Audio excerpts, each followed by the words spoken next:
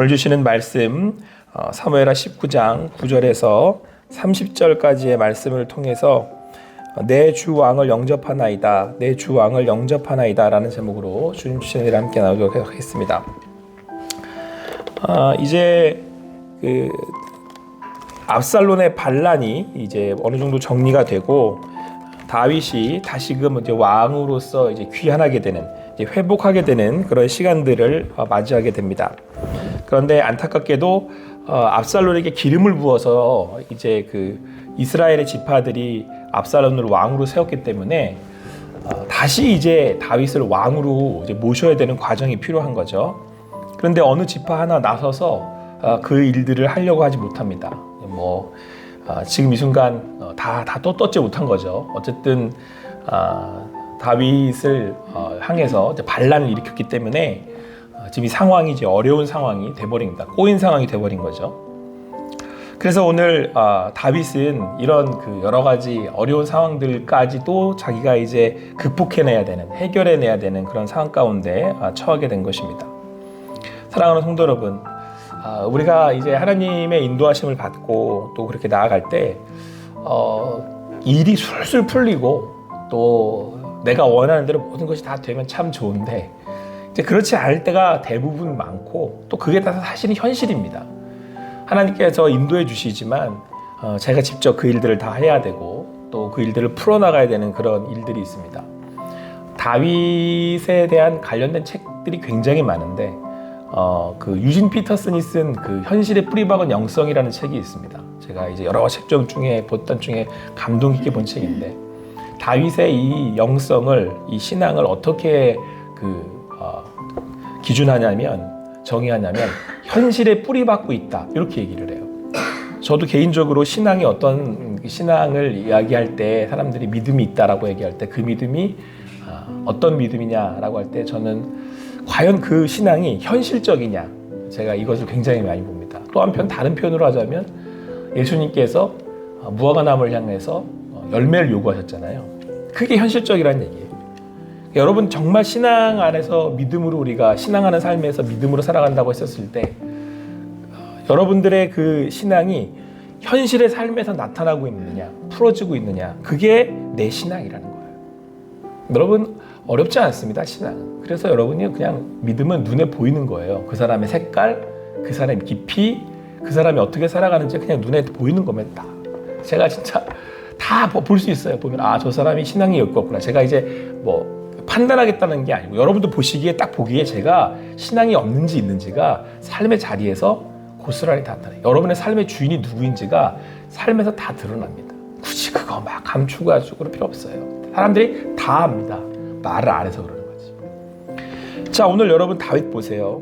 다윗이 지금 이제 왕자리로 복귀를 해야 되는데 지파들이 움직이지 않고 있어요. 그러면 여기서 여러분들 같으면 어떻게 하시겠습니까? 다윗이 어떻게 하냐면 가장 가까운 친족인 유다 지파한테 얘기를 해요. 여기 가만히 있으면 제가 어떻게 왕이 되겠습니까? 다시 어떻게 복귀하겠습니까? 지금 지파들이 다 못 움직이고 있으니까 내 혈족인 당신들이 먼저 움직여 달라고. 그래서 이제 부하들에게 본인이 직접 명령을 합니다. 그래서 이제 다윗 왕이 사독왕 아비아달 두 제사장의 소식을 전해서 유다 사람들의 이제 마음을 하나로 다시 모읍니다. 유다 사람들의 마음들도 지금 제대로 좀 되어 있지 않기 때문에 오늘 14절 말씀 보니까 이렇게 말씀하고 있어요. 모든 유다 사람들의 마음을 하나같이 기울게 하며. 그래서 다시 자기가 왕으로서의 그 직책을 다시 수행하기 위해서 먼저 유다 사람들의 마음을 모으고 이제 왕자로 나아갈 수 있도록 유다 지파 사람들에게 또 자기 부하들에게 부탁을 합니다. 자, 그리고 다시 돌아가는 길입니다. 다시 왕으로서 예루살렘으로 이제 나아가는 길입니다. 자, 그런데 이때 누구를 만나냐면 오늘 16절 말씀을 보니까 베냐민 사람 게라의 아들 시므이를 만났대요. 다윗이 압살롬에게 쫓겨서 도망할 때 시므이가 저주했었거든요. 그것도 막 계속 따라오면서 막 먼지까지 날리면서 막 저주하고 욕했잖아요. 그랬더니 그때 아비새가 뭐라 그러죠? 제가 가서 죽여버릴까요? 이렇게 얘기를 했단 말이에요. 근데 다윗이 아비새한테 뭐라 그러냐면 저도 하나님이 하는 일을 하고 있는지를 어떻게 알겠냐. 만약에 하나님께서 나를 회복시키시고 또 나를 불쌍히 여기시면 하나님께서 그를 가만두지 안고 처분하실 거다. 그리고 하나님께 맡겨요. 그리고 이제 그 길을 계속합니다. 그 심의예요. 자, 돌아오는 길입니다. 다윗은 다시 왕으로 이제 회복이 됐잖아요. 복귀가 됐잖아요. 그러면 여러분 보통 우리 어떻게, 내가 이제 왕으로 복귀하는데 왕을 저주하고 욕했던 사람이잖아요. 어떻게 하겠어요? 심의 그냥 죽여도 아무런 문제 이제 없는 거잖아요. 그죠? 그래서 또 아비새가 또 묻습니다. 이제 저 왕이시여, 이제 상황이 이렇게 됐으니까 가서 죽여버릴까요? 그러니까 이제 심의가 나와서 이제 읍소를 하는 거예요. 머리부터 가죽까지 다 불러내가지고 엎드려가지고. 그래서 오늘 20절 말씀 한번 같이 한번 읽어볼게요. 같이 읽겠습니다. 시작. 왕의 종 내가 범죄한 줄 아옵기에 오늘 요셉의 온 족속 중 내가 먼저 내려와서 내 주 왕을 영접하나이다. 이제 완전히 바짝 엎드리는 거죠. 이제 가족도 다 죽게 생겼으니까 다 엎드립니다. 그런데 이때 다윗이 굉장히 멋있는 말을 합니다. 저는 오늘 이 장면이 제일 멋있더라고요. 다윗이 이르되 수랴의 아들들아, 내가 너희와 무슨 상관이 있기에 너희가 오늘 나의 원수가 되느냐? 오늘 어찌하여 이스라엘 가운데서 사람을 죽이겠느냐? 내가 오늘 이스라엘의 왕이 된 것을 내가 알지 못하리요 하고. 그러니까 그 부하들이 특히 이제 아비새가 가서 제가 막 아비새가 막 흥분했을 거 아니에요. 막 어우 저런 이러면서 이제 가서 이제 얼마든지 죽여도 되잖아요. 왕을 욕했던 사람이니까, 저주했던 사람이니까 다시 또 반란을 일으킬 수 있는 그런 여지로 몰아가도 되잖아요. 그런데 다윗이 그래요.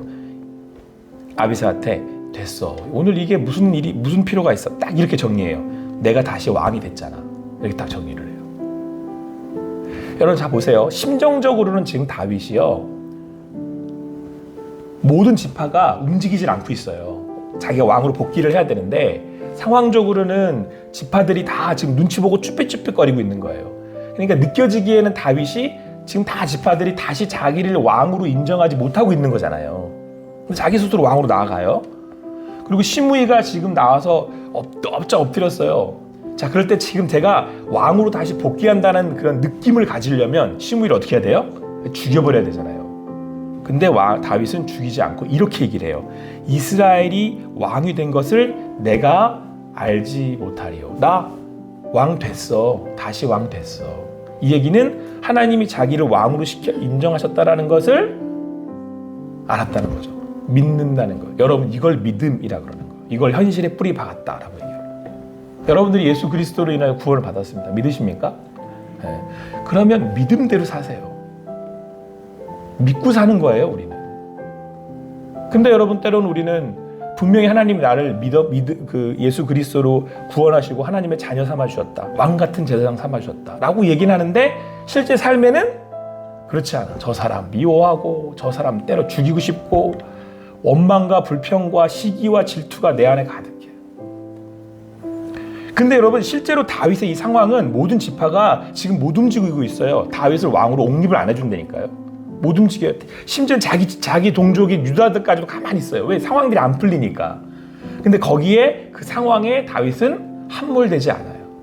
왜요? 나를 회복시켜 가신 분이 누구였어요? 하나님이라는 걸 믿음으로 고백하고 있는 거죠.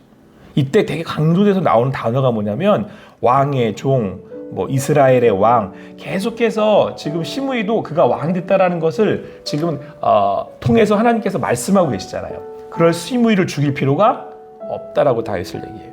여러분 그 다음 장면에 누가 나오냐면 이제 무비보셋이 나옵니다. 이제 사울의 손자잖아요.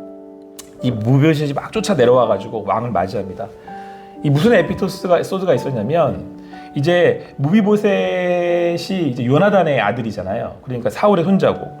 그랬을 때 다윗이 다시 왕위로 전에 세워졌을 때 사울의 남아있는 후손을 찾아요. 무비보셋. 그래서 자기 밥상에서 밥을 먹을 수 있는 권한을 주고 왕과 함께 그리고 그 종 시바를 통해서 모든 재산을 다 그에게 넘겨서 그의 모든 자리를 이렇게 회복시켜 줬습니다.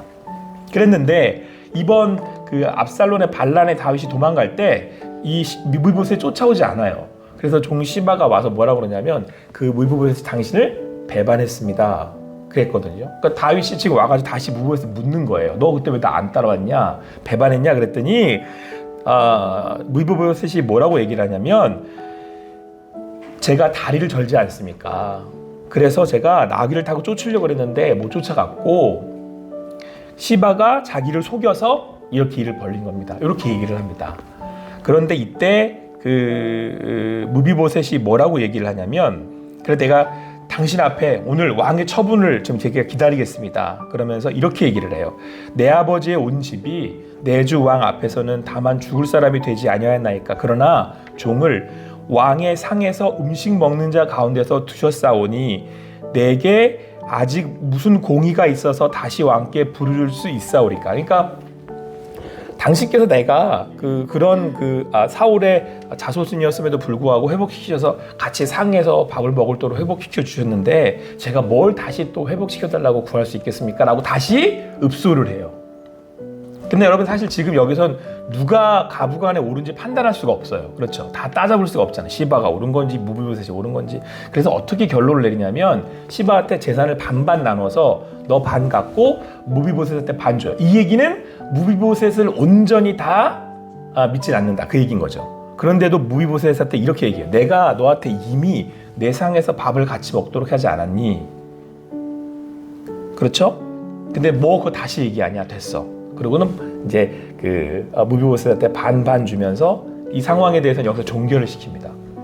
근데 여러분 오늘 다윗의 이 처분 가운데 다윗이 이렇게 얘기를 하잖아요. 내가 왕으로서 이 모든 걸 함께 나누도록 하지 않았니? 라고 얘기를 해요. 만약에 여러분 다윗이 이렇게 할 수 있죠. 무비보셋이 일단 결론적으로 따라오지 않은 거잖아요. 그럼 갔다 오면 보통 왕들은 다 어떡하죠? 이런 사람들 다 그냥 숙청해요. 다 없어요 그냥. 근데 다윗은 무비보셋도 없애지 처분하지 않습니다. 처형하지 않아요. 그리고 그를 다시 원래 자기의 함께 했던 것처럼 다시 그를 받아들이고 그 상위에서 밥을 먹도록 합니다. 오늘 다윗이 모든 행렬 가운데 지금 보세요. 자기를 따르지 아직 이제 왕으로 옹립하려고 하는 그런 지파의 움직임도 없고 자기를 저주했던 시므이를 향해서 그 시므이 다시 만나게 되고 또 자기를 배반했다라고 생각했던 무비보셋을 만났을 때 다윗은 자기의 감정을 이 사람들한테 풀지 않아요. 자기의 왕의 힘을 가지고 이 사람들한테 다 어떻게 했겠어요? 여러분 보세요. 이제 왕이 다시 세워졌어요. 그러면 지파마다 다 찾아가가지고 반란했던 동조했던 사람들 다 찾아서 3대까지 싹 다 죽이고 저주한 시므이 죽이고 배반했던 무비보셋 죽이고 그래야 이제 왕의 행차가 되고 왕이 다시 일들을 감당할 수 있잖아요. 그렇게 하지 않아요.